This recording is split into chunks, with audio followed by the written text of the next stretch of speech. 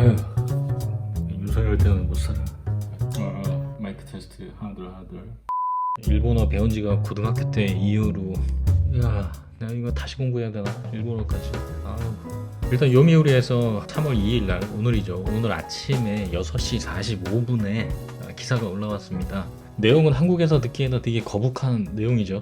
그리고 2007년부터 2023년까지 역대 대통령이 했던 발언들까지 이렇게 정리를 해서 2021년도에 일본은 성의 있게 행동으로 나가야 한다. 이명박은 이렇게 얘기했죠. 2011년도에. 2013년도 박근혜는 가해자와 피해자라는 입장은 1000년이 지나도 바꿀 수 없다.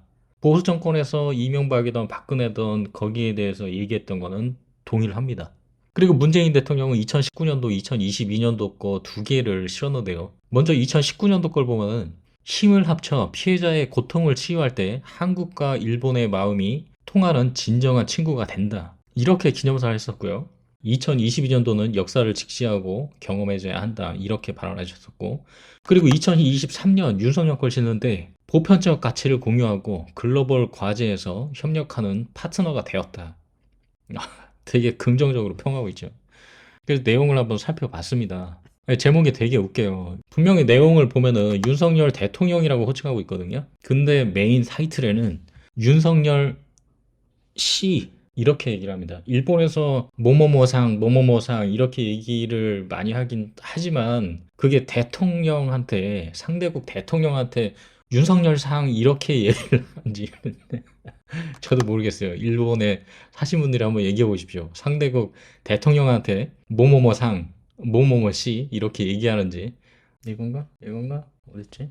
내용을 보니까요. 이제 윤석열 씨의 연설, 윤석열 씨 앞으로 반일 감정 정치 이용 안 한다. 윤석열이 이렇게 얘기했다는 거고요. 이게 메시지인가? 한일 관계나 국제의 정서가 변화되니까 거기에 위기감을 느껴서 윤석열이 변하는 거 아닌가? 이건 윤석열 생각이죠. 대한민국 국민들의 생각은 절대 아니죠. 아무리 보수여도 소위 말하는 이제 그 꼴들 그분들을 제외하고 뭐 중도부터 보수 어느 정도까지는 일본의 역사적 관계에 대해서는 철저하게 반성을 원하지 않습니까? 이거는 정말 윤석열 생각입니다. 윤석열 대통령도 아니고 이건 윤석열 생각이에요. 대통령이라고 부르기도 싫어요. 일본을 파트너로 규정하고 한일 역사를 전면에 내세운 역대 정권의 대일 자세 전환을 각인시켰다. 아까 전에 제일 처음에 제가 얘기했지만 뭐 이명 박근혜 그리고 문재인 대통령도 일본에 반성을 먼저 요구했죠. 그러지 않으면 한국은 절대 우호관계를 가질 수가 없다라고 얘기를 한 게 사실인데 이 자세를 변화시킨 게 윤석열이다. 한국이 보편적 가치를 공유하는 나라와 연대해 자유의 확대와 세계의 번영을 기여해야 한다고 강조했다는데 여기서 웃기는 거 느껴지지 않아요? 저는 보면서 윤석열이 아는 세 단어 있잖아요. 연대, 자유, 번영. 이거를 이용해서 문장을 또 만들었어요. 나 기가 차가지고. 뭐 보편적 가치를 공유하는 나라의 연대, 자유. 아유. 그 다음 줄에 보면은 같은 보수의 박근혜 전 대통령도 가해자와 피해자라는 입장은 1000년이 흘러도 변하지 않는다. 보수들 혹시 들어오면 잘 보세요, 이걸. 이게 보수들의 정신이 맞죠? 제 채널에 쇼츠에 와가지고 반대 누르고 욕설하고 이재명 대표 욕하고 이 짓거리 하지 말고 보수들 왔으면은 이런 걸 한번 보시라고. 예전에 당신들이 지지했던 박근혜가 어떤 입장을 표명해 왔는지. 예?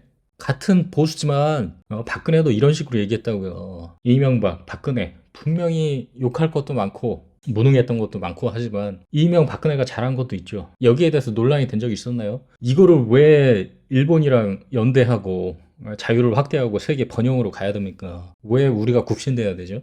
그 다음에 이제 이재명 대표를 언급하죠. 그래서 저도 이재명 대표님 페이스북에 한번 들어봤는데요. 이런 말씀하셨죠. 안타깝게도 윤석열 정부는 이런 3.1운동 정신을 망각하고 또 훼손하고 있다. 미래 지향적인 한일 관계를 만들자는데 반대할 국민은 없다. 하지만 역사적 책임과 합당한 법적 배상 없이 신뢰를 구축하는 것은 불가능하다. 과거를 바로 세워야 올바로 전진할 수 있다. 이렇게 작성하셨죠. 이거를 요미우리에서 그대로 받았었죠. 페이스북 1일날 페이스북을 통해서 역사적 책임과 법적 배상 없이 신뢰 구축은 불가능하다. 이재명 대표님의 말씀은 국민의 목소리를 대변하는 목소리고 윤석열이 했던 목소리는 그냥 지 생각이고